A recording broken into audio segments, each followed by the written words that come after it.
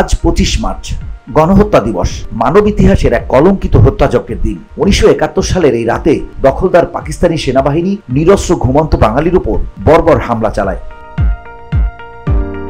25 March ছিল অসহযোগ আন্দোলনের 24তম দিন। সেদিন সন্ধ্যায় ইয়াহিয়া গোপনে ঢাকা ত্যাগ করেন। মধ্যরাতে পাকিস্তানি সেনারা অপারেশন সার্চলাইট নামে ঢাকার নিরস্ত্র জনগণের উপর নির্মম গণহত্যা চালায়।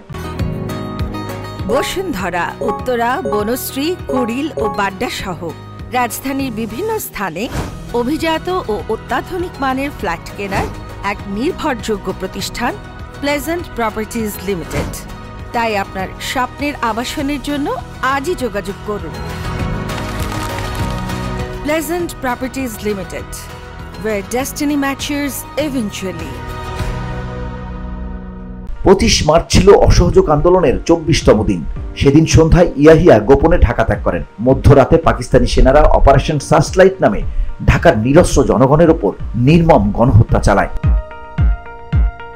26 মার্চ গ্রেপ্তার হন শেখ মুজিবুর রহমান। 13 জুন ব্রিটিশ সাংবাদিক অ্যান্থনি ম্যাসকারেনহেস দি সানডে টাইমস পত্রিকায় জেনোসাইড শিরোনামে একটি প্রতিবেদন প্রকাশ করলে বিশ্ব জনমত বাংলাদেশের পক্ষে জোরদার হয়। দীর্ঘ 9 মাসের যুদ্ধে 30 লাখ মানুষ শহীদ হন, 2 লাখ মা বোনের সম্ভ্রমহানি ঘটে, আর দেশ পরিণত হয় ধ্বংসস্তূপে। অবশেষে 16 ডিসেম্বর বাংলাদেশের চূড়ান্ত বিজয় অর্জিত হয়।